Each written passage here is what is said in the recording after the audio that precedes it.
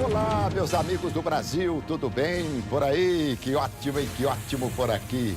Ótimo sempre, ótimo. Estamos começando o nosso Visão Geral de hoje. Você já ouviu com toda certeza a expressão "o tempo passa"? A sorte é que passa para todo mundo, né? Não passa só pra gente.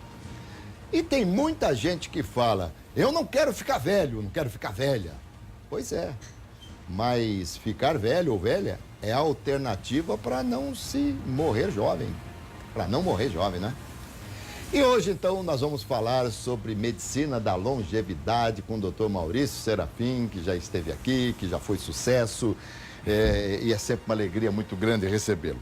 Mais uma vez, muito obrigado, doutor. Tudo bem? Tudo bem, graças a Deus. Eu que agradeço. É muito bom estar sempre aqui com vocês. Muito bom. Enriquecedor pra gente. É isso mesmo, envelhecer não tem jeito, todo mundo vai, né? Envelhecer, se Deus quiser, todos vamos. Ufa, né? Tomara. Mas o bom é envelhecer com saúde, envelhecer com disposição, com funcionalidade, poder continuar exercendo as atividades, não só de trabalho, mas poder ter o seu lazer também. E para isso tudo, a gente tem que tomar cuidado desde jovem, para que o processo do envelhecimento ele venha com bastante saúde, com bastante funcionalidade. Muito bem. Os aspectos visuais a gente até consegue disfarçar por um tempo, né? Sim. Uma tintazinha no cabelo, sei lá, alguma coisa, uma cirurgiazinha aqui, ali e tal. Enfim, deixa eu fazer uma pergunta aqui, não sei nem se não está aqui no programa, não. O doutor Maurício é contra ou a favor de algumas cirurgias corretivas? Não, eu acho que eu sou a favor do bem-estar da pessoa. Se tem alguma coisa em você que te incomoda e que te frustra, você tem que resolver isso da forma que for melhor. A gente sempre evita agressões muito grandes ao organismo, mas, por exemplo, uma orelha de abano, não tem como consertar senão uma cirurgia plástica. Sim. Algumas coisas sim, a cirurgia. cirurgia. Nariz grande, né? Não tem jeito, nariz né? grande é o charme, né? Mas você sabe, doutor Maurício, que eu queria muito ter operado meu nariz lá atrás, né? E tá, hoje não, hoje eu acho uma delícia ter um nariz grande assim, você puxa o ar com bastante, né? Com bastante força. Mas, e quando eu tive a oportunidade, olha o que eu tive que escutar, meus amigos. Quando eu tive a oportunidade de fazer uma cirurgia, que eu trabalhava numa emissora de televisão, era a Bandeirantes aqui de Campinas, e eu fui pro SBT. E na oportunidade, como eu ia ter um espaço aí de uns meses para poder acertar o novo programa, eu falei pro diretor do SBT o seguinte: eu vou precisar de uns meses que eu vou fazer uma cirurgia no nariz. Aí eu disse, não. Eu contratei aquele narigudo que faz programa. Quer dizer, a marca já ficou, já né? Já fica a marca registrada e faz parte da personalidade da pessoa, tudo isso, né? Tem algumas coisas que a gente não deve pensar bastante antes de mudar. É o visagismo, né? Que lê, né? O perfil, assim, da pessoa e que tem ali a demonstração do caráter e tal. Eu ainda vou fazer o meu para ver qual a função efetiva, porque eu carrego esse nariz aqui só há muito tempo, sabe? Então, eu quero saber qual a função efetiva dele aqui para mim. Doutor Maurício Serafim, médico, anestesiologista, mas hoje é da medicina integrativa, tá certo? Exatamente. É isso mesmo. Medicina. Mas ainda atua como anestesista? Né? Sim, atuo bastante. Eu amo anestesia, vou continuar fazendo o tempo que eu conseguir. Mas eu quis uma outra especialidade que eu pudesse voltar a clinicar. E mais ainda, que eu estimulasse a saúde das pessoas, porque tratar doença é meio pegar o fim da linha, né? Muito mais gostoso você evitar que elas apareçam, manter a pessoa saudável, física e mentalmente saudável, né? Eu já lhe disse isso aqui, né? Mas como televisão você tem audiência que muda toda hora, já lhe disse que algumas vezes, em algumas brincadeiras com os amigos, a gente procura saber qual que é a maior invenção do ser humano, né? E dentre tantas que se fala e tal, e um amigo sempre fala para mim, foi anestesia. Já pensou você operar hoje? Antigamente era sem anestesia, né? Antigamente era sem anestesia e, como eu acho que eu já até te falei, a cirurgia, você tem múmias com sinais de que foram operadas e que sobreviveram. Só que você imagina que não se usava nada, no máximo a bebida, as coisas que eles conheciam na época, que poderiam adoçar um pouquinho o espírito, amansar um pouquinho a dor, né? Se usou muito bebida, A pessoa ficava alcoolizada e a cirurgia acontecia. Mas sentia dor, não é? Sentia dores absurdas. Que coisa. Dr. Maurício Serafim, vamos falar assim em termos... longevidade é uma coisa que está muito em moda, mas o importante é a qualidade dessa longevidade, né? E nós somos aquilo que comemos, não? Tenho uma professora, uma nutricionista funcional, doutora em nutrição funcional, doutora Denise Carreiro, que ela cita, na verdade, nós somos o que nós absorvemos. Tá? Então, não é só comer, é você ter a habilidade de absorver aquele alimento. Então, ela fala que você é reflexo daquilo que você absorve, que é uma consequência com aquilo que você come. Sim, né? Mas a absorção, ela é como é que eu diria? A absorção não depende da gente, é um tipo de movimento, tem o simpático ou parasimpático, alguma coisa assim? Isso, a absorção depende da integridade do seu intestino, tá? Então, se o intestino está sendo bem tratado, ele vai absorver direitinho. E hoje nós maltratamos muito o nosso intestino com o que a gente come. Produtos industrializados. Hoje os produtos industrializados, eles têm conservantes, eles têm corantes e todas essas substâncias, elas machucam o intestino da gente. Tá. Hoje o vegetal que nós comemos, em sua grande maioria, tem agrotóxico. O agrotóxico é um veneno que também machuca o intestino da gente. Mas quando por exemplo, o agrotóxico, vamos pensar nos legumes. Quando eles são cozidos, o agrotóxico não morre? Não, são moléculas químicas que às vezes elas são resistentes à temperatura, depende da molécula. Entende? Entendi. As verduras nós vamos comer elas cruas. Mesmo você lavando, você vai ter a presença. Aquela coisa toda que se Mesmo coloca. assim, existem algumas teorias que se você deixar imerso no iodo, você poderia estar diminuindo, né? Mas é coisa que ninguém faz, deixar 1, 2 horas imerso em água iodada, por exemplo. Sei. E não existe evidência absoluta que diga. Algumas pessoas dizem que isso é saudável, eu acredito que sim. Outras pessoas já combatem isso. Então, ainda não existe um consenso. Entendi. Certo? A grosso modo, doutor, se, por exemplo, vamos imaginar, alguém chegou lá da feira, pegou o alface, jogou uma aguinha qualquer, já comeu essa alface. E aí, se ela tiver lá, no caso seria o quê? Bactéria que ela poderia ter? O micro-organismo? Isso, os agrotóxicos são para pragas, né? Aí quando você come, forma-se um batalhão dentro do corpo de anticorpos para tentar neutralizar um mal. É assim que a coisa funciona? Olha, na verdade, a grande maioria das bactérias alimentares, elas já são mortas no seu estômago pelo ácido clorídrico. Tem muito pouca. Para isso que nosso estômago, ele é ácido, ele produz ácido, que é barreira, né? Porque tudo que tem dentro do intestino está no exterior. Ele vai precisar entrar para o organismo pelo intestino. Então, já no estômago, nós temos a primeira barreira, que é a formação do ácido clorídrico. É um ácido forte que você está matando a grande maioria das bactérias. Aquilo que passar para frente pode atingir, se for absorvido, vai produzir anticorpo. Muito bem. E a medicina ortomolecular? Na verdade, o que vem a ser? A medicina ortomolecular, ela lida com elementos que você tem no organismo. Então, na ortomolecular, a gente não dá um remédio, a gente dá um nutriente que o seu organismo deveria ter, ou deveria produzir, ou deveria absorver dos alimentos para fazer as suas próprias substâncias. Por exemplo, uma pessoa com depressão. A psiquiatria, de maneira geral, ela faz um fármaco, que é uma coisa estranha, que seu organismo não produz, para combater a depressão. A ortomolecular, ela associa, tá? Ela pode até manter este fármaco, mas ela vai dar substâncias que são necessárias para você produzir o seu neurotransmissor que vai tirar você da depressão. Entendeu? Então, a ortomolecular, ela lida com micronutrientes necessários para o bom funcionamento do organismo. Não se dá remédio? Um médico... De maneira geral, a ortomolecular, ela vai lidar com... Hoje nós misturamos as coisas, entende? Hoje a gente associa coisas boas de cada uma das modalidades e faz isso que a gente chama de medicina integrativa. E a medicina ortomolecular, ela é uma das especializações da medicina? Isso.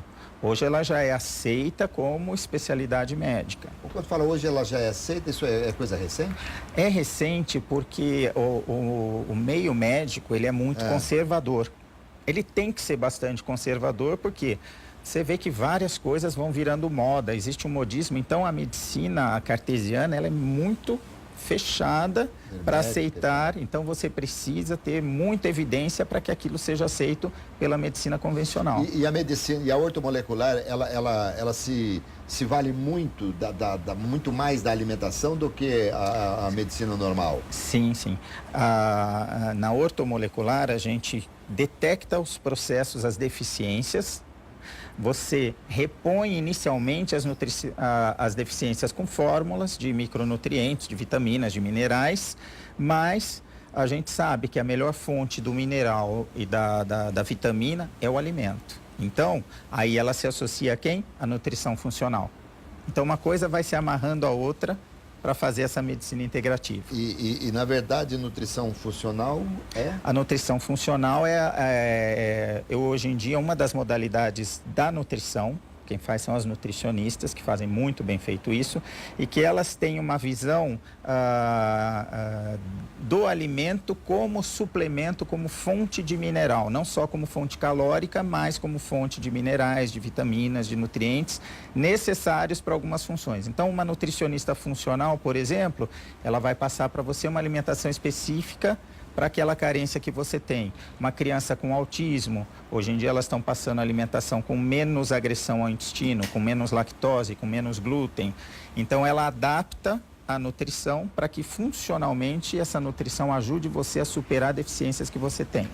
Assim como na medicina, talvez até já exista e por força da gente não estar ligado no assunto, talvez a gente não saiba disso.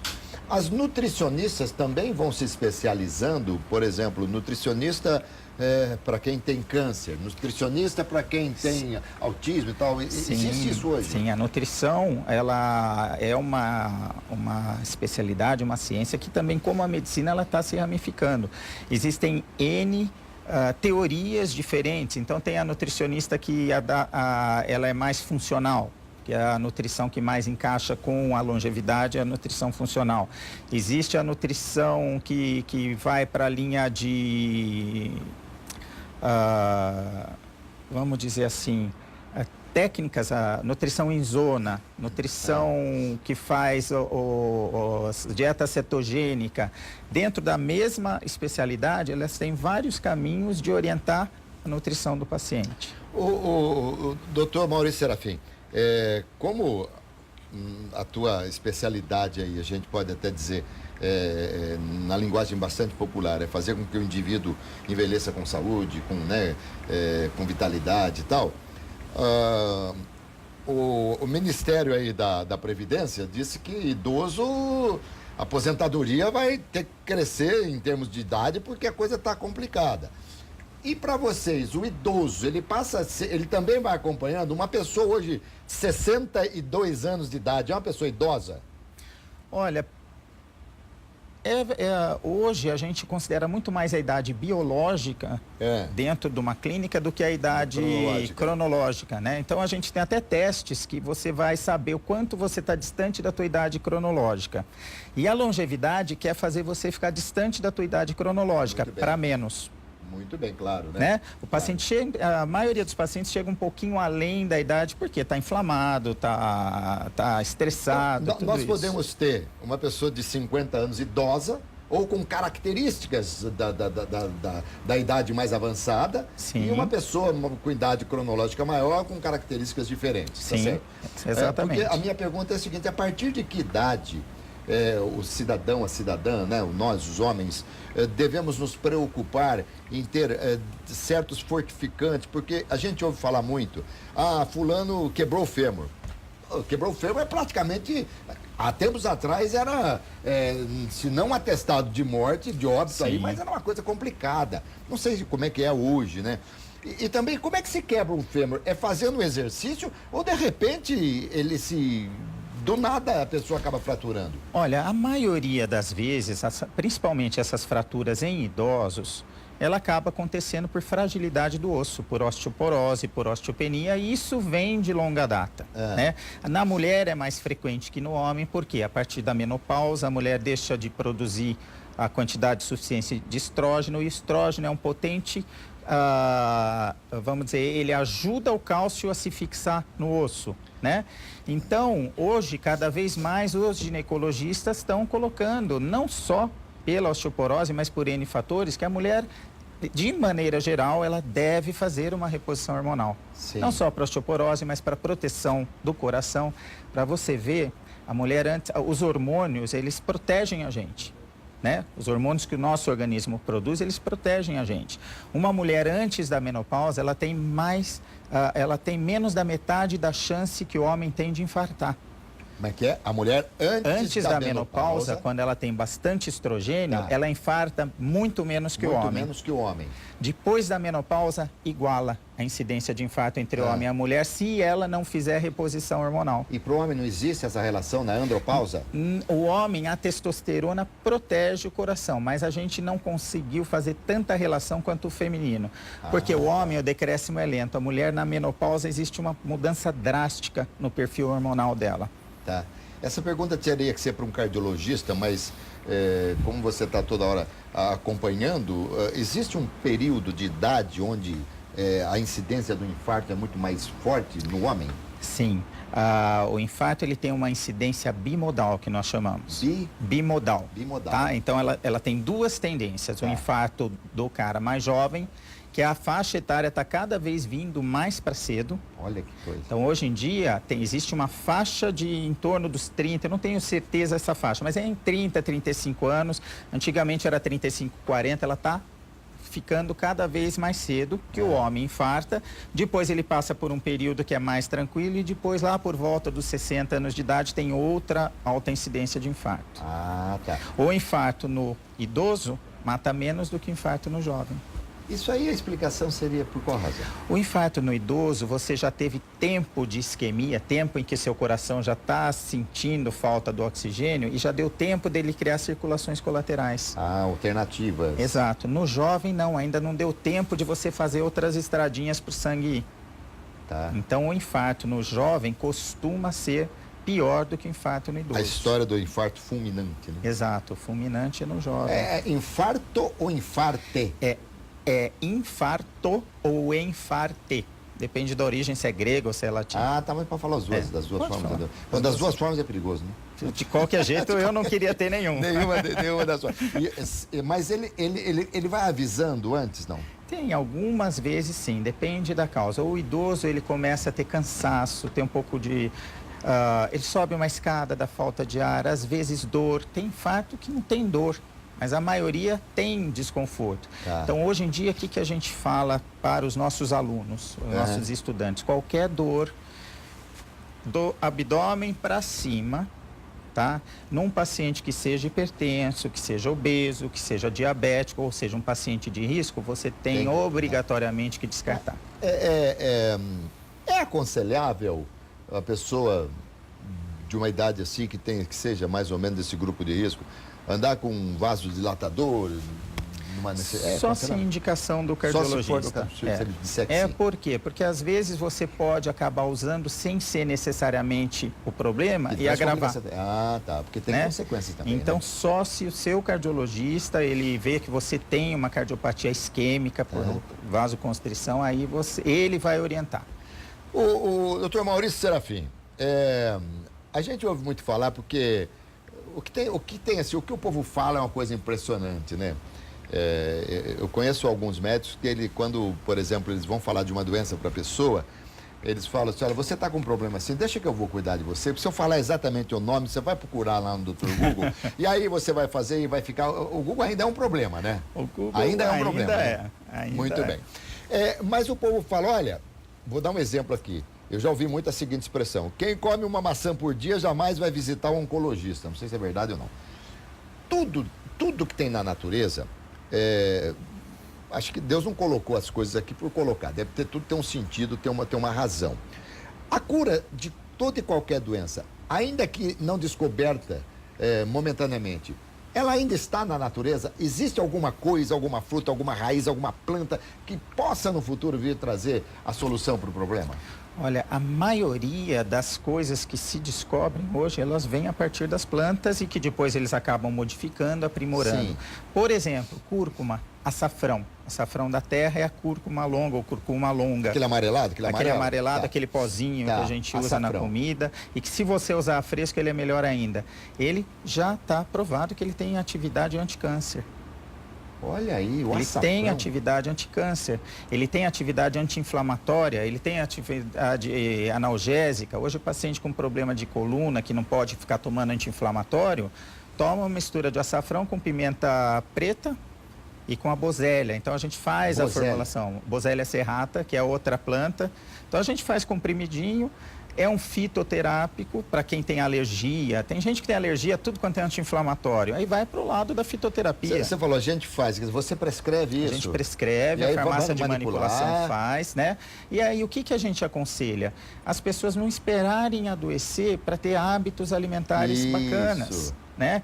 Então a mulher tem que sempre estar comendo alimentos daquela família das crucíferas. Crucífera é o quê?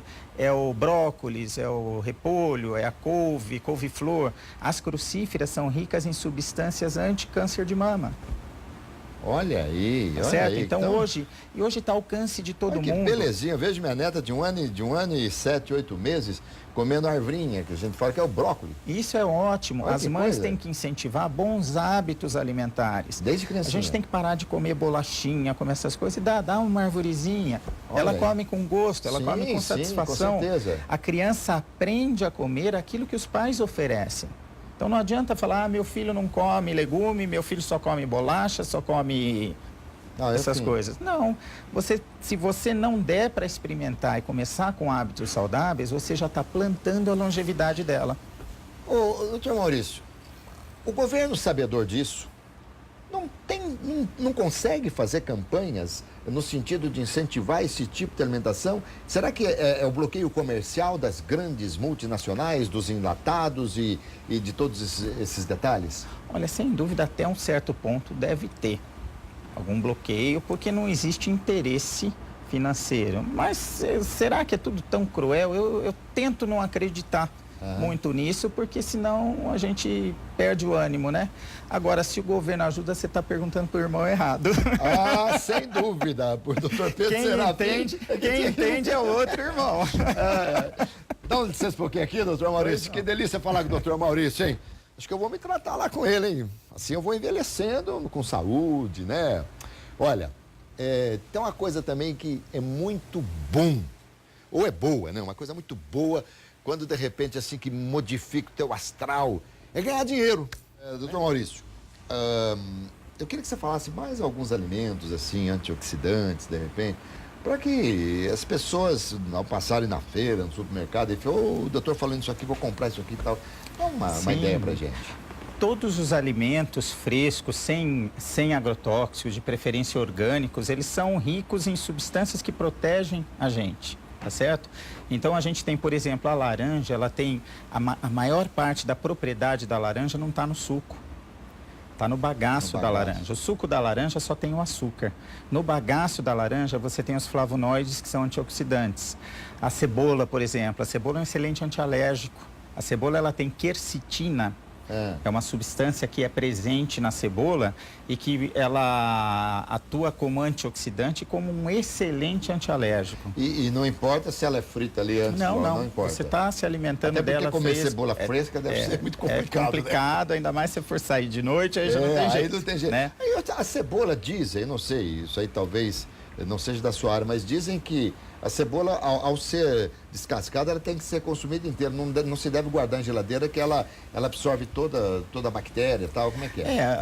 De maneira geral, a partir do momento que você parte o vegetal, ele passa a oxidar.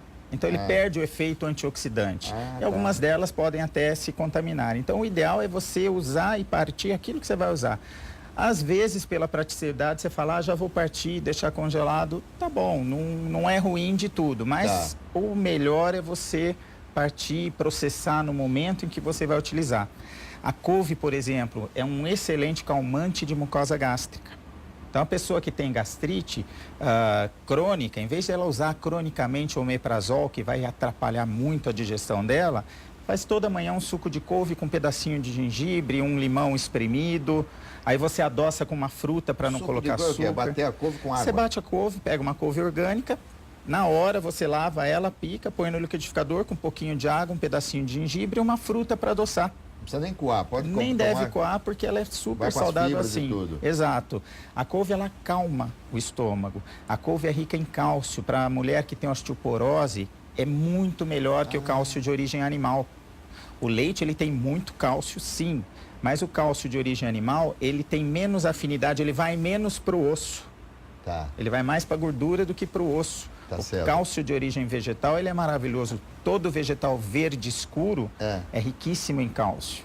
Aliás, há uma polêmica em relação ao leite, né? Acho que é o Lair Ribeiro, nutrólogo, que ele fala, quando pergunta, o leite é bom, doutor Lair? Ele faz, ótimo, o bezerro, né? Exatamente. Assim, doutor Lair é uma sumidade. Sim. Dá para acreditar muito no que ele fala. Então o ovo, segundo ele, o ovo é o segundo melhor alimento do mundo. Segundo melhor alimento do mundo, perde para o leite materno. Materno, sim. Tá certo? As proteínas do leite, não é nem a lactose, porque no Ocidente, muita gente produz lactose. Tá? O oriental, ele é deficiente em lactase, que é a enzima que quebra a lactose. Mas a proteína caseína do leite, ela ela não é muito digesta. E o nosso leite, principalmente aqui no Brasil, ele vem principalmente do gado holandês, né? Nossa produção de leite é basicamente holandês. A maioria das raças que a gente usa no Brasil, elas têm uma característica da caseína, que é, na genética, é um terminho genético, A1A1. Esse leite ele não é muito digesto, A2A2 seria um pouco mais digesto. Agora eles estão tentando implementar a produção desse gado aqui no Brasil para a gente conseguir poder consumir, que já virou um costume o consumo de leite, né? Mas o leite já foi tirado até por Harvard da lista de alimentos saudáveis. Muito bem. E vitamina D, que vem do sol, né? Isso. Tá. Ela é fundamental. Sim, a vitamina D ela é fundamental. Não é modismo, como muita gente quer tentar acreditar ser modismo. E a dose de vitamina C recomendada hoje ainda é muito aquém do que deveria ser. A vitamina D, em primeiro lugar, é importantíssima para a fixação do cálcio no osso. Tá? Então, para as mulheres não terem raquitismo, hoje a gente dá mais vitamina D do que cálcio. Tá? Mas a vitamina D, ela tem se provado um potente imunomodulador. Ela acerta a imunidade. Para você ver, hoje a USP tem um ambulatório de esclerose múltipla. A esclerose múltipla é uma doença neurológica e que ela vem em surtos. Então, de repente, tem um surto, a pessoa perde a visão de um olho. De repente, vem um surto, perde a audição. E até então se acreditava que era irreversível. E o tratamento é com medicação pesada, com corticoide, com metotrexate, algumas coisas assim. A USP hoje trata esclerose múltipla com vitamina D, única e exclusivamente. Altas doses de vitamina D, com algumas restrições que eles têm no protocolo deles. E, mais importante, com diminuição do quadro clínico, com remissão das sequelas. Mas quando você falou altas doses de vitamina D, então não basta o sol, você tem que ter nos alimentos. Hoje, quem toma sol? Entende? Hoje nós temos uma endemia de baixa vitamina D. Hoje todo mundo tem vitamina D baixa. Por quê? Antigamente a gente ia fazer compra, a gente ia em feira livre. Hoje a gente vai em supermercado. Eu, quando era criança, pegava o ônibus, ia para a cidade bater perna na cidade para ver loja. Ia na Mesbla. Lembra da Mesbla? Mapping. Olha que tô dedando a minha idade, né? Tá vendo, entendeu? Hoje a gente vai para onde? O shopping.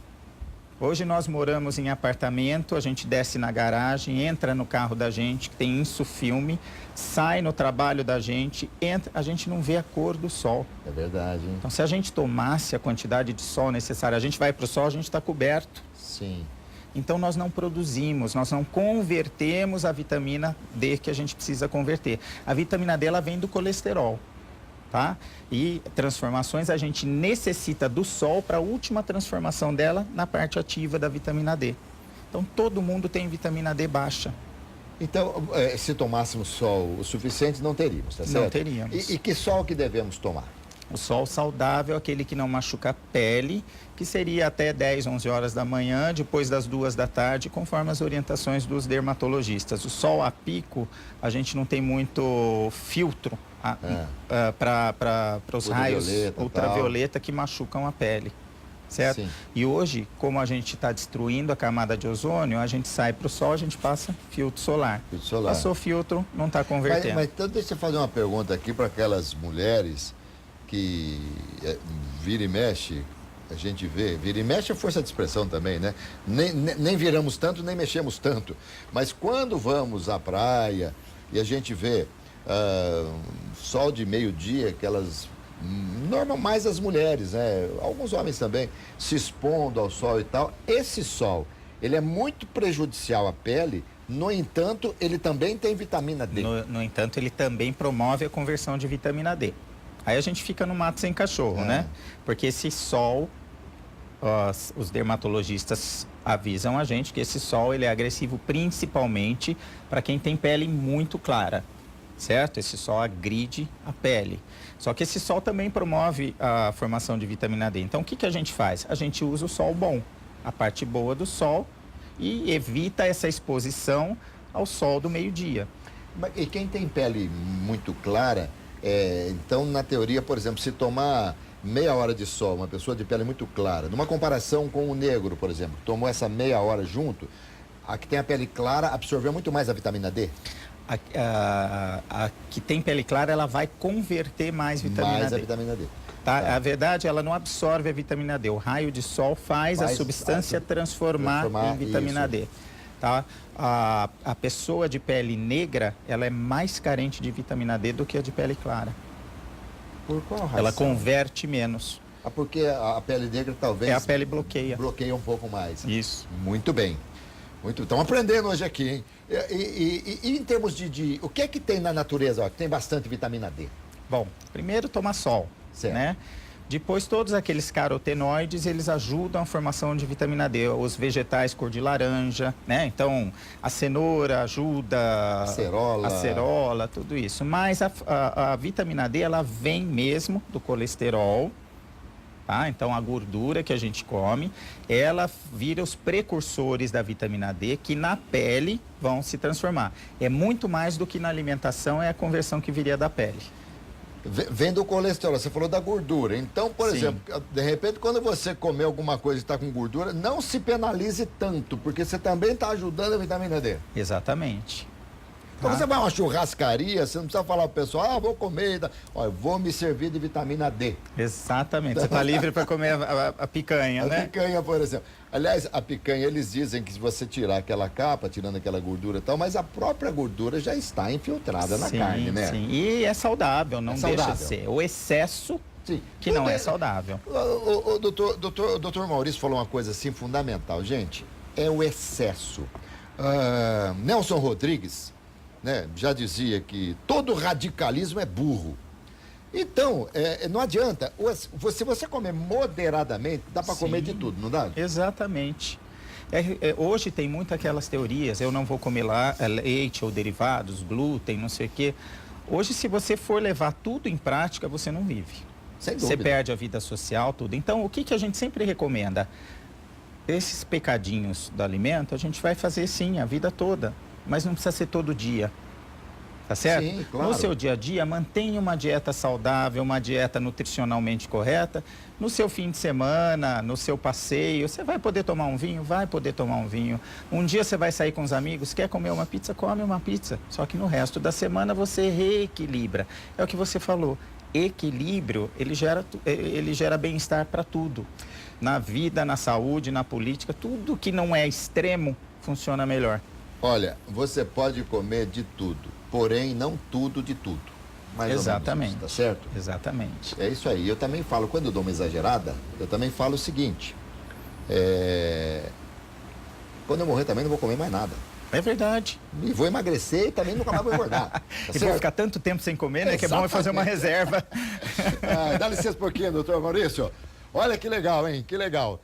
A conversa com o doutor Maurício é muito boa e essa também com você que é muito boa. Tá chegando a hora, mais uma vez, hein? Pra você, eu tô falando sempre, você não quer ganhar uma bolada? O que você faria com R$500 mil, hein? O doutor Maurício, a água é fundamental, né? Ninguém vive sem água. Mas dizem que a partir do momento que as pessoas vão ficando mais idosas, elas vão tomando menos água. Isso é uma verdade? Isso é uma verdade. A gente passa a sentir menos sede. A gente precisa estar mais desidratado para ter sede. Por isso é um cuidado muito importante de quem cuida de algum idoso ou tem algum idoso em casa, está sempre oferecendo água ao idoso, não esperar ele ter sede. Na verdade, quando a gente tem sede, já passou a hora da gente ter bebido água. Sei. A gente tem a necessidade de beber de 2 a 3 litros de água de qualidade por dia. Então, a gente fala água de qualidade. Por exemplo, a Sanasa Campinas fala que a água dela é própria para o consumo, que você pode consumir. Mas, eu não sei, ainda assim, qualquer água que não seja mineral, eu particularmente... Olfato tem muito a ver com gosto, com né? paladar, com paladar. Então, em termos de olfato, eu estou extremamente avantajado. Nossa. Então, eu tenho um paladar muito... E eu não consigo, se a água não for mineral, eu não consigo deixar de sentir um gostinho. E a água não pode ter gosto. Exato. Tá certo? Então, por exemplo, a gente fala em alcalinidade. Exatamente. Qual que é o nível de alcalinidade? Olha, o Dr. Lair mesmo, ele fala bastante, o Dr. Lair Ribeiro, a respeito das propriedades da água. E uma das propriedades muito importantes é a água ser alcalina. Da onde que se chegou a essa conclusão? Dr. Lair, ele segue a linha de longevidade, de medicina de longevidade, e ao longo dos anos, os pesquisadores que se dedicaram a essa linha, eles foram buscando populações que tinham maior longevidade. Uma população que tinha muita longevidade é o povo da Noruega. Centenários eram frequentes em todas as famílias. Então, eles checam uma população onde a longevidade é grande, a Grécia tem bastante longevidade, a Noruega também tem. Na Noruega, eles concluíram que a água na Noruega ela era bastante alcalina e começaram a estudar os efeitos da água alcalina no corpo humano. O corpo humano ele pega menos infecções, as bactérias elas não resistem a pH alcalino. Então foi se aventando que a alcalinidade da água, a presença de magnésio na água seriam coisas que prolongariam a vida. E essa teoria ela vem se afirmando. Muito bem, que ainda quero... E água de coco, ela substitui a nossa água, não? Água de coco é muito boa para a saúde, mas a água do coco mesmo, não a água industrializada aquela que você recebeu. abre o coco ali, abriu o coco, bebeu, porque ela é rica em minerais, ela é rica em ácidos graxos, ela é mais do que água, ela é um repositor de eletrólitos, então é um soro. Tá. Né? Mas, por exemplo, para quem é diabético, é um pouco restritivo, não? Ela é muito glicêmica? Se você mantiver o resto dos hábitos saudáveis também, ela pode ser usada. Tá. Pode ser usada. Ainda na linha, já que você citou várias vezes aqui o Lair Ribeiro, o Lair diz que o câncer ele se desenvolve em ambiente ácido. Isso. E a alcalinidade acaba eliminando esse... Ela ajuda a evitar. Né? Não quer dizer que eu tomo água alcalina eu nunca vou ter câncer. Sim. Existem N outros fatores de agressão que são fatores ambientais que agridem. Aliás, não existe nada, absolutamente nada por enquanto que diga que possa ser colocado, olha, se você consumir isso, você está livre do câncer. 100% de chance. Não existe. Não tem. Porque o câncer pode acometer uma pessoa absolutamente sadia. Exatamente. E isso é que mais intriga vocês médicos. Exato. Né? E a célula cancerosa, ela é adaptativa. Ela tem uma facilidade de se adaptar ao meio, de alterar o metabolismo para puxar as coisas para ela.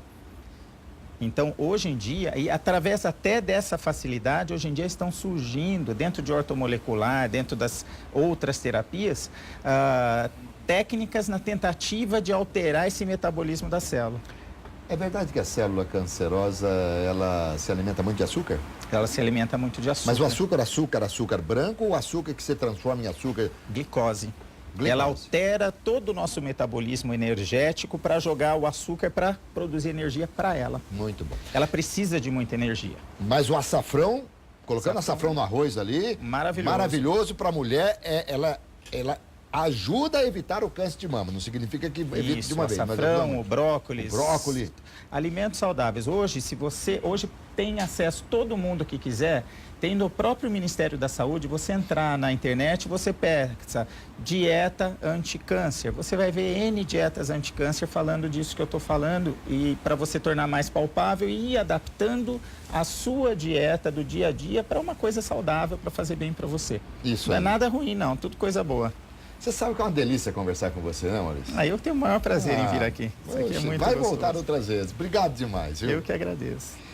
Doutor Maurício Serafim, gente, não é uma conversa boa? Já pensou se todos os médicos fossem assim? Se chegava lá, conversava, ele explicava tudo pra você e tal? Porque às vezes você vai conversar, você vai ao médico, às vezes o médico prescreve ali e não olha pra você, né? Depois na hora de ir embora, quem é você? Muito prazer, um abraço. Gente, olha, foi realmente muito prazeroso falar com o doutor Maurício Serafim.